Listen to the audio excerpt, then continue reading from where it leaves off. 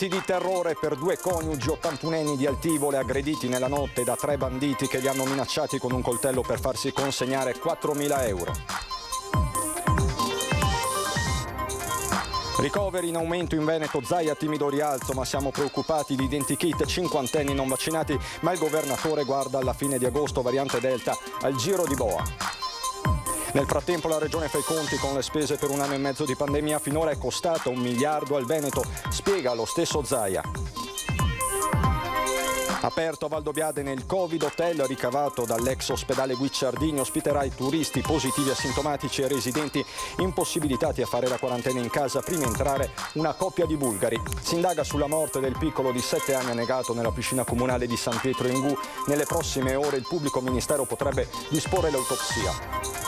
Si tuffa dal ponte degli Scalzi a Venezia sul Canal Grande per sfuggire a un controllo. Giovane palestinese sfiora vaporetti e motoscafi, denunciato, rischia 450 euro di multa, l'ira del sindaco Brugnaro. Grande festa per il rientro in Italia del doppio oro olimpico Marcel Jacobs, atleta delle Fiamme Oro padovane. Ancora non ci credo, dice il campione, Padova lo aspetta per settembre. Annunciato un altro film che entra a far parte fuori concorso del programma della Mostra del Cinema. Si tratta di Ennio di Giuseppe Tornatore, un ritratto del maestro Ennio Morricone.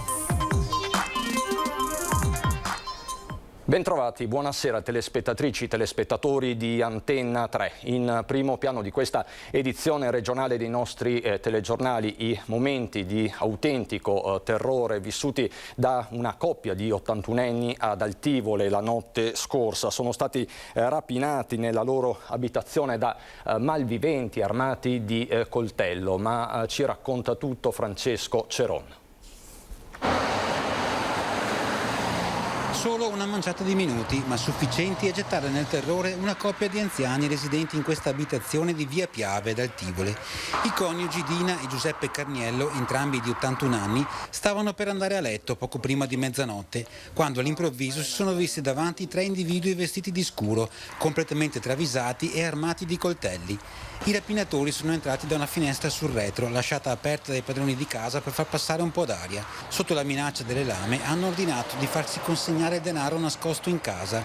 I 2 anziani, terrorizzati, hanno obbedito, indicando alcuni cassetti nei quali i rapinatori avevano già cominciato a rovistare. Intascato il bottino, ben 4.000 euro in contanti, la banda si è dileguata uscendo dalla stessa finestra usata per entrare e scappando a piedi lungo la strada, dove probabilmente gli aspettava un mezzo per la fuga. A dare l'allarme sono state le stesse vittime. Mentre i malviventi si allontanavano, hanno chiamato prima i carabinieri e poi i figli, Gianluca e Maurizio, residenti in zona, che sono subito accorsi per rincuorare i genitori, che oggi, comprensibilmente ancora scossi, preferiscono restare in casa. Per fortuna non gli hanno fatto del male e alla fine ne sono usciti illesi, dice il figlio Gianluca, ma in quei pochi istanti mamma e papà se la sono vista davvero brutta. Dei rapinatori in casa armati di coltello farebbero paura a chiunque, figuriamoci a degli anziani indifesi. Sono in corso le ricerche di carabinieri per intracciare i rapinatori, rese complicate dall'assenza di telecamere di sorveglianza nella zona e soprattutto dal fatto che il colpo è stato così rapido da passare inosservato anche ai vicini. Il cane che sbagliava è il poldirio pure lui, perché così a sera si sarà su tutto e non si sente niente. Dall'abitazione adiacente invece dicono di aver sentito delle voci provenire dalla casa dei Carniello, ma troppo indistinte per ravvisarne un pericolo. Sta di fatto che l'episodio, una volta venuto alla luce, spaventa e preoccupa tutti. Preoccupa sì. La mia paura è che la cronaca ci porta, anzi ci riporta nel Padovano, dove si indaga sulla morte del piccolo di 7 anni annegato nella piscina comunale di San Pietro in Gu. Nelle prossime ore il PM potrebbe disporre l'autopsia. È stata aperta un'inchiesta in procura a Padova per far luce sulla tragedia che ha portato alla morte del piccolo Christian Menin, il bambino di 6 anni e mezzo, morto lunedì pomeriggio all'interno delle piscine comunali di San Pietro in Gu. È scivolato in acqua? Un malore? Tutti interrogativi a cui stanno cercando di rispondere i carabinieri intervenuti sul posto, anche in base al racconto dei testimoni e della bagnina che si è tuffata in acqua non appena si è accorta del piccolo che galleggiava prono nella vasca profonda 1,20 m. La salma del bambino è a disposizione dell'autorità giudiziaria. Nelle prossime ore il pubblico ministero potrebbe autorizzare l'autopsia per chiarire le cause del decesso avvenuto in ospedale a Padova, dove Christian è stato trasportato in elicottero subito dopo il primo tentativo di rianimazione. I genitori sono sotto shock, erano andati in piscina per trascorrere una giornata di relax. Christian si era allontanato per giocare con un amico, non si sarebbe mai avventurato solo in acqua. La piscina dopo la prima chiusura ha riaperto al pubblico, ma l'area dove il piccolo è annegato è stata posta sotto sequestro. Christian Menin, calciatore della Villa Franchese, viveva con la famiglia a Limena. Il comune, in segno di lutto, ha fermato le giostre attive per il Limena Festival e pronte per la prossima sagra paesana. Ci sono poi i temi del Covid, nuovo punto stampa oggi da Palazzo Balbi del Presidente Zaia, con la Regione che segue con attenzione la crescita, seppure modesta, dei ricoveri per Covid in ospedale. È un fenomeno che preoccupa, dice Zaia, ma la variante Delta è al giro di boa e presto potrebbe calare. C'è un timido, lento incremento dei ricoverati, perché siamo passati da 206 a 208 per poi passare a 229, quindi è incontrovertibile questo trend, no? È lento per fortuna, siamo ancora al 2% di coefficiente di riempimento delle terapie intensive dell'area non critica, però ora guardiamo con attenzione questo fenomeno. I numeri non sono alti come nei periodi più drammatici della pandemia, ma quei 229 ricoveri, di cui 23 in area critica, rappresentano un dato in crescita da tenere sotto stretta osservazione. Si tratta generalmente di cinquantenni non vaccinati. A prevalere comunque l'ottimismo. La variante Delta dovrebbe essere al giro di boa. Sono ormai quasi 3 mesi di variante Delta in Veneto, ormai ubiquitaria, è endemica e i nostri contagiati hanno praticamente tutti variante Delta. E si immagina, lo dice il mondo scientifico, che ad agosto ci sarà il giro di boa, quindi dovrebbe iniziare la discesa. Con una campagna vaccinale che procede spedita, 34.686 dosi nella giornata di ieri, con la prospettiva di 1 milione tra Pfizer e Moderna nell'intero mese di agosto, a tenere banco sono alcune difficoltà nello scaricare il Green Pass. Non funziona l'anagrafe vaccinale perché noi abbiamo tante segnalazioni, debbono assolutamente, come da un lato si chiede il Green Pass, dall'altro devi mettere tutti nelle condizioni di avere Green Pass. Non ha senso fare una legge se poi non funziona. In previsione dell'anno scolastico che tornerà in presenze, ci saranno in Veneto delle scuole sentinella della diffusione del virus. Noi vogliamo incentivare e incrementare il tema dei test sulle scuole sentinella, ovvero monitorare il grado di circolazione del virus nelle scuole. Lo faremo con tutta probabilità con delle scuole obiettivo in Veneto e lo faremo con i test salivari, quindi con un'invasività che è ridotta a zero rispetto alla raccolta del campione. L'emergenza pandemica intanto è costata al Veneto 1 miliardo di euro. Avevo un conto qualche mese fa di 700 milioni, ma si sta continuando a spendere. Questo è un capitolo che è bene che dal punto di vista sanitario, di tragedie umane e finanziario si chiuda velocemente. E l'altro capitolo che la Regione intende chiudere velocemente è quello dei sanitari Novax. C'è sul fronte un aggiornamento proprio di questi minuti, perché gli operatori sanitari delle aziende venete attualmente non vaccinati sono 4.950. Il dato comprende anche i medici di base e i pediatri di libera scelta, ma non il personale della sanità privata. Di questi quasi 4.200 sono personale del comparto, quindi infermieri, OS, tecnici e quant'altro. Questa invece è la situazione aggiornata, il focus dell'ULSS 6, quindi ritorniamo a Padova. Altri 5 sanitari Novax sono stati sospesi dall'USL 6 dopo che la commissione del SISPS, il Servizio di Igiene e Sanità Pubblica, ha esaminato le loro posizioni. Si tratta di 3 impiegati del comparto sanitario assunti come infermieri, OS oppure tecnici di laboratorio. 2 invece sono medici di base, uno di loro ha uno studio medico, l'altro è un medico di continuità assistenziale. La sospensione è stata comunicata all'Ordine dei Medici di Padova e nel caso del medico di medicina generale fuori dal suo ambulatorio è già stato affisso un cartello per avvisare i pazienti che da domani potranno contattare l'USL per cambiare dottore. I medici di base non ancora vaccinati e sotto esame dalla commissione dell'USL sono poco meno di 20. In totale la commissione sta esaminando circa 330 dipendenti e altri 150 sono invece lavoratori dell'USL 6 ma residenti fuori provincia. 2500 invece i casi Novax da esaminare e assunti nel privato. Abbiamo predisposto dei piani di emergenza sia per quanto riguarda gli ospedali sia per quanto riguarda i servizi territoriali nel caso si verificassero effettivamente tutte queste situazioni di non vaccinazione, perché comportano la sospensione. La sospensione comporta difficoltà di servizio. In queste ore però molti sanitari Novax della prima ora hanno deciso di vaccinarsi e solo nella giornata di lunedì sono state immunizzate 41 persone del comparto sanità. Sul fronte vaccini alla popolazione l'invito ancora una volta è quello a prenotarsi. Ci sono ancora 72.000 posti a disposizione, 40.000 pronti fino a Ferragosto. I cittadini padovani che ancora non si sono vaccinati sono circa 200.000, di questi 28.000 sono già prenotati per la prima dose. Il centro vaccinale della fiera sarà aperto anche il 15 di agosto. Così nel Padovano, mentre a Treviso, nella Marca trevigiana, Valdobbiadene apre il Covid Hotel ospitato all'ex ospedale Guicciardini. I primi ospiti sono due coniugi bulgari trovati positivi all'aeroporto di Treviso. Da oggi nel piano secondo viene attivato il Covid Hotel, che è per pazienti che non hanno problemi di salute, si chiama Covid, però che sono positivi.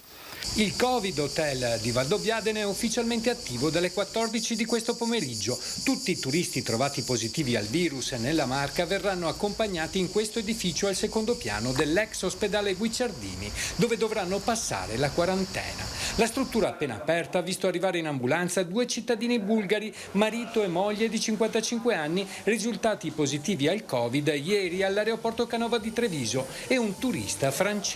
L'hotel, che dispone di 20 posti letto suddivisi in 3 camere doppie e 14 singole, tutte con bagno e televisione, potrà ospitare anche i residenti che sono impossibilitati a rispettare l'isolamento nella propria abitazione.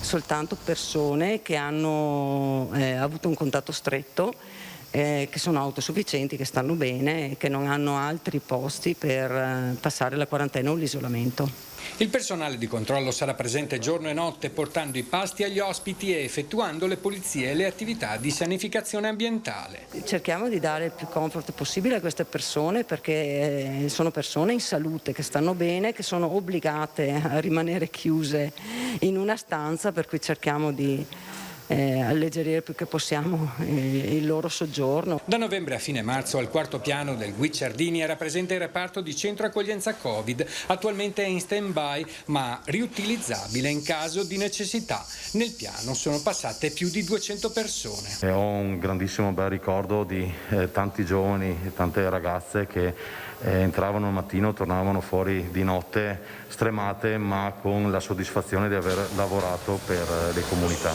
Credo che sia un orgoglio per Valdobbiadene, per tutto il personale medico, infermieristico, per i volontari, per gli operatori delle varie associazioni, aver saputo ancora una volta dare risposta pronta, sicura alle richieste. Ad ogni ospite l'ASL 2 addebiterà la quota del soggiorno. La tariffa è ancora in fase di modulazione.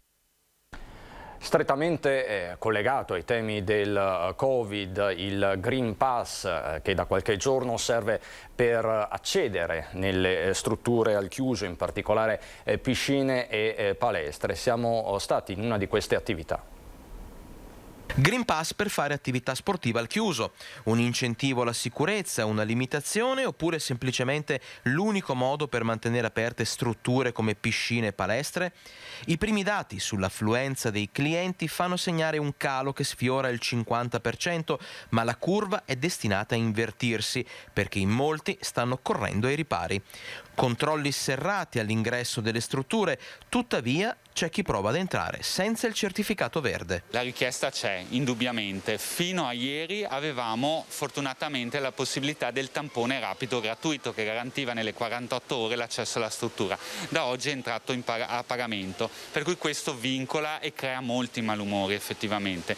D'altronde noi siamo conseguenza della normativa e dobbiamo applicarla. La delusione è molta, ci viene fatta presente purtroppo e la pagheremo nel prossimo futuro. Mettendo sul piatto della bilancia però da una parte la possibilità di rimanere aperti con il rispetto delle normative, dall'altra tutti gli inconvenienti legati appunto alle difficoltà da parte di una fetta dei clienti di adattarsi e adeguarsi, la bilancia da che parte pende? Senza ombra di dubbio per l'apertura, per cui qualsiasi sia il condizionamento, le linee guida, noi siamo armati e a disposizione per metterle in essere. Non possiamo assolutamente pensare a una nuova chiusura. Su quali conseguenze avrebbe un nuovo lockdown? Longo è categorico. Vedremo la caduta di tante gestioni da tanti anni sul campo. E ci sono ricadute, visto il clima, viste le nuove disposizioni anche sulle farmacie. A Vicenza molte farmacie proprio in questi giorni, in queste ore, sono state subissate di richieste. Vediamo. Tamponi a pagamento, farmacie subissate di richieste, 156 complessivamente nelle due USL 8 e 7, quelle che si sono rese disponibili all'effettuazione dei tamponi. Da gennaio ad oggi ne sono già stati effettuati quasi 197.000, ma con l'estate, la ritrovata libertà e le ferie la richiesta ha avuto un forte incremento. Solo nel mese di luglio nell'USL 8 sono stati eseguiti in farmacia 14.333 tamponi contro i 10.500 di giugno ed ora con il Green Pass e il tampone che diventa praticamente una via perché non si è vaccinato per accedere nei luoghi al chiuso, la richiesta è esplosa. Il rischio di un assalto c'è, più che altro perché ci sono molte persone che non sono vaccinate che necessitano del Green Pass e quindi vengono a fare il tampone. In più si è complicata la cosa perché dobbiamo stampare il Green Pass, quindi un ulteriore passo da fare. L'assalto c'è già stato anche perché è un momento adesso di esodo e quindi serve, non c'è niente da fare. E poi comincia a esserci il problema delle palestre, dei ristoranti che all'aperto non hanno posto abbastanza, quindi alcuni devono andare all'interno. Tampone a pagamento che non ferma la richiesta anche se non mancano inghippi e problemi. E abbiamo anche il problema delle persone straniere che sono venute in vacanza qua e adesso devono rientrare. È un problema perché magari ci chiedono di avere il QR code, ma con il nostro sistema accediamo con la tessera sanitaria e quindi questo non è possibile. La farmacia succede che si riempie perché perde tanto tempo, magari ci si mette anche in due per cercare di risolvere i problemi alle persone. Nel frattempo suona il telefono perché vogliono informazioni, perché vogliono l'appuntamento anche semplicemente e quindi siamo impegnati in quello più che nel fare svolgere la nostra professione. Fuori dalla farmacia la gente in attesa e c'è chi aspetta di fare il tampone. L'abbiamo prenotato ieri. E sapete che da oggi si pagano? Sì, assolutamente sì. D'accordo con questa scelta? Direi di sì, nel senso che lui è stato anche vaccinato, ma mancano ancora i giorni per avere il Green Pass e quindi facciamo il tampone. Momenti di paura oggi a Venezia, dove un 32enne palestinese è domiciliato in una struttura di accoglienza nel Trevigiano si è tuffato in Canal Grande dal Ponte degli Scalzi nei pressi della stazione sfiorando motoscafi e vaporetti che transitavano in quel momento. Il ragazzo non ha riportato conseguenze fisiche, è stato soccorso e portato a riva dagli agenti della polizia locale della Polfer e infine trasferito in questura. Non è chiaro quale sia il motivo che l'ha portato a compiere questo rischioso gesto. Gli agenti della polizia municipale hanno dovuto contenere la sua reazione violenta quando, una volta sul molo, gli hanno chiesto di fornire le generalità. È stato denunciato e colpito da Daspo Urbano, rischia una multa di 450 euro. Il fatto è stato commentato con un tweet dal sindaco di Venezia Luigi Brugnaro. Tuffo dal Ponte degli Scalzi, l'abbiamo preso, fermato e denunciato. Purtroppo non possiamo fare di più, meriterebbe molto di più. Non ci sono aggettivi per descrivere persone come questa, le parole del sindaco di Venezia. E c'è stata un'aggressione lungo una ciclabile a Padova. Un uomo in bici è stato picchiato da un automobilista che aveva occupato la pista ciclabile con la sua macchina. Inseguito e picchiato da un automobilista che aveva parcheggiato l'auto lungo la pista ciclabile di via Goito a Padova. La vittima dell'aggressione è un attivista di Coalizione Civica, Stefano Colizzolli, che ha raccontato l'accaduto in un lungo post su Facebook. L'uomo era in sella alla sua bici e per scansare l'auto parcheggiata sulla ciclabile ha chiuso lo specchietto del veicolo. L'automobilista a bordo, dopo averlo insultato, lo ha inseguito in macchina, lo ha bloccato e gli ha sferrato 2 pugni. Colizzolli, ricorso alle cure mediche all'ospedale, ha riportato la frattura del naso e dello zigomo. Dopo essere stato dimesso, lo sfogo su Facebook per cercare testimoni dell'accaduto che lo possano aiutare ad identificare l'aggressore. Il pestaggio è avvenuto il 5 agosto intorno all'1 di notte. Ritorniamo a Vicenza perché è polemica tra Lega e PD anche a livello locale sullo Ius Soli. Intanto Salvini posta un video con la rissa tra bande di migranti a Montecchio e rilancia la questione degli sbarchi. Il medagliere italiano delle Olimpiadi 2020 di Tokyo è multietnico, Olimpiadi che hanno riacceso probabilmente involontariamente la questione dello Ius Soli con la proposta del ministro Lamorgese di concedere la cittadinanza italiana a chi fa sport. Proposta che la Lega rimanda al mittente. L'onorevole Salvini ricorda che l'immigrazione non va solo a braccetto con lo sport e posta sui social un video di una rissa avvenuta qualche giorno fa a Montecchio Maggiore. Ennesima rissa e bastonate tra bande di stranieri agitati, scrive nel post il leader della Lega, sempre grazie ai carabinieri, meno a chi continua a parlare di Ius Soli, pretende rigore per i cittadini italiani e non fa nulla per contrastare l'emergenza sbarchi.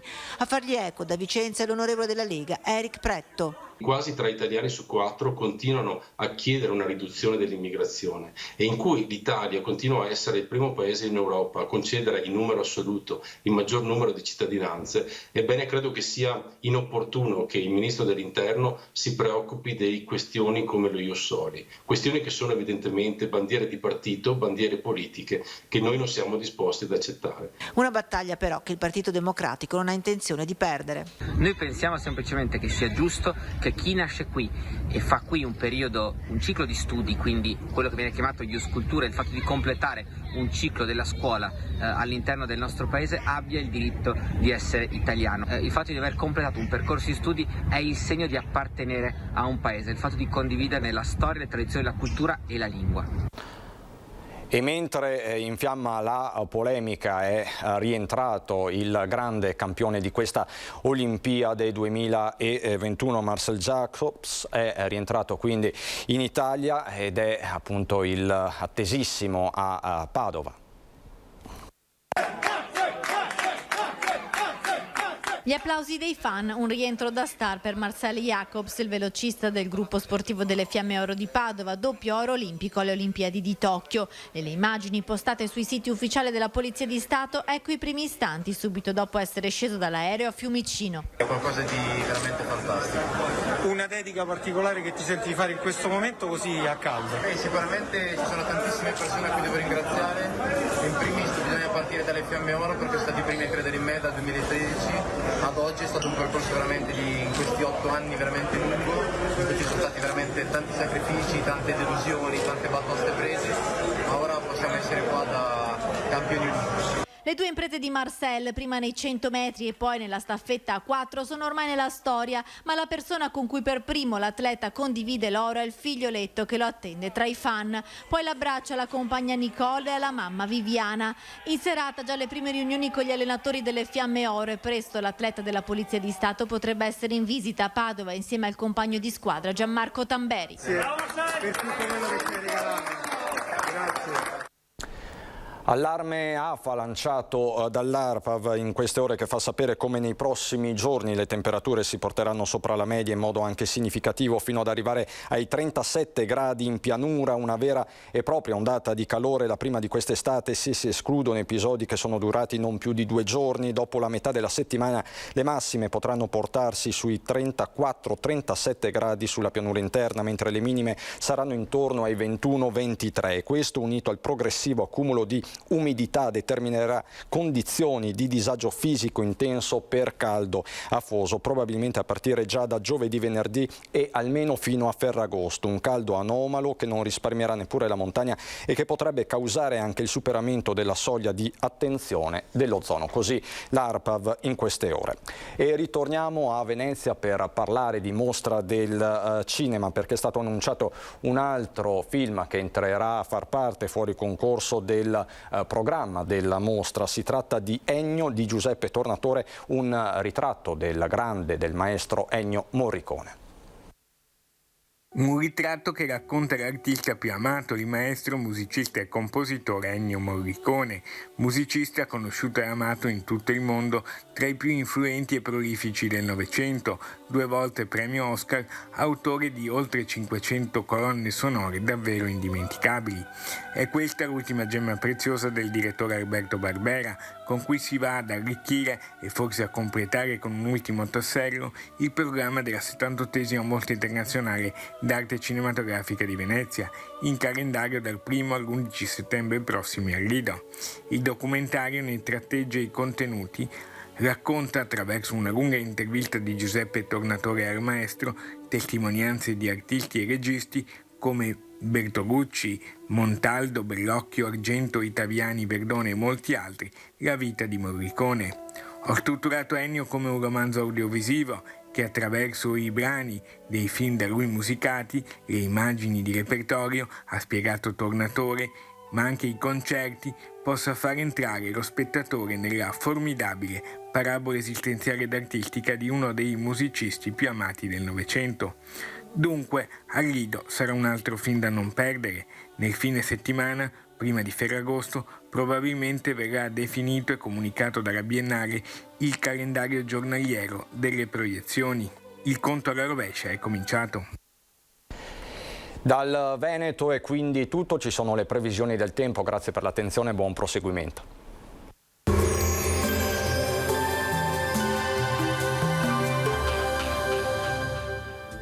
Previsioni per mercoledì 11 agosto. Sul Veneto cielo in prevalenza sereno o poco nuvoloso, con annuvolamenti sulle zone alpine e prealpine al pomeriggio. La probabilità di precipitazioni nel pomeriggio è scarsa e riguarda le zone montane con rovesci o temporali e quelle prealpine con fenomeni meno intensi. Le temperature sono in generale aumento, minime comprese tra 17 e 21 gradi, massime tra 30 e 35 gradi. Sul Friuli Venezia Giulia il tempo sarà prevalentemente soleggiato, con eccezione di qualche annuvolamento sulla zona alpina, che non dovrebbe però dare luogo a precipitazioni. La previsione è di una giornata di bel tempo, con un progressivo aumento delle temperature, minime tra 19 e 21 gradi, massime sui 32-33 gradi.